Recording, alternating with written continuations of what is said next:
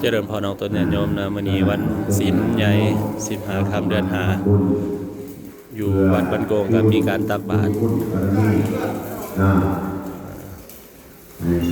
อันนี้พระประธานอยู่ศาลาของธรรมวัดภูหงยินแก้วสว่างอารมณ์บ้านโกงตำบลเมืองท่าแตกแปลงไสกองจะตักบาตรเอาได้เฮ็ดตัวเฮ็ดตัวพ่อแม่มาวัน2บ่วันนี้จะได้อยู่ดีมีแฮงบ่โอ้เนาะเบิ่งแป๊บวนมั่งแล้วเด้โอ้ได้บาทยิ่งเด้ออยากมีทายอยู่เด้อได้บาทที่นาดูจะได้เมกโอ้อาจารย์ตายหูต้องเพชรธรรมดาหน่อยเฮ็ดหยังส่วนนี้ขายเครื่องขายดีอยู่บ่โอ้ขายอยู่ไสล่ะอยู่ในเฮือนอะไรบ่คือบ่ขายถนนใหญ่บ่มีบ่บ่มีทีบ่บ่มีทีบ่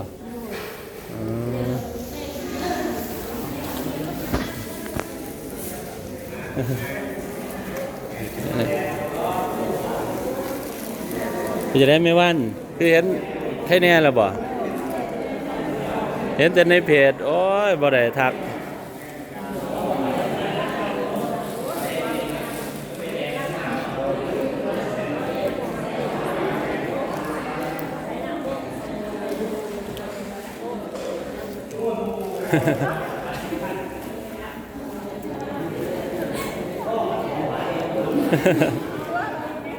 อันนี้ก็จะใส่บาทเนาะอยู่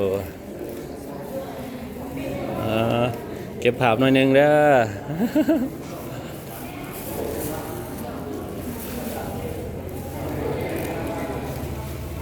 โอ้เสียงเขากลับมาใส่บาทเนาะโอ้สาธุ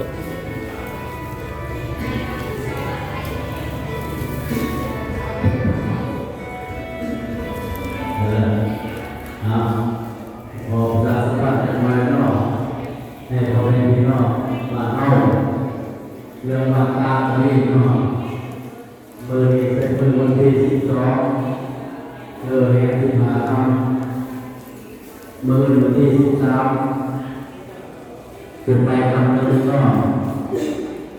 เบอร์วันที่14เป็นเบอร์ไม่ทราบว่าเป็นมือพาล่องเริ่มตาเกี่ยวกับเราเริ่มคนชอบสร้างโลกเนาะตาเคยมาหกกันจะว่านำส่งนำบ้านที่เคยเนาะมาหดมาล่างเ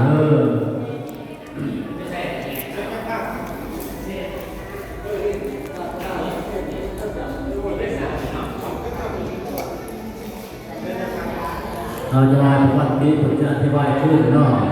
ในการเรียนรู้ทำไมเมื่อเรา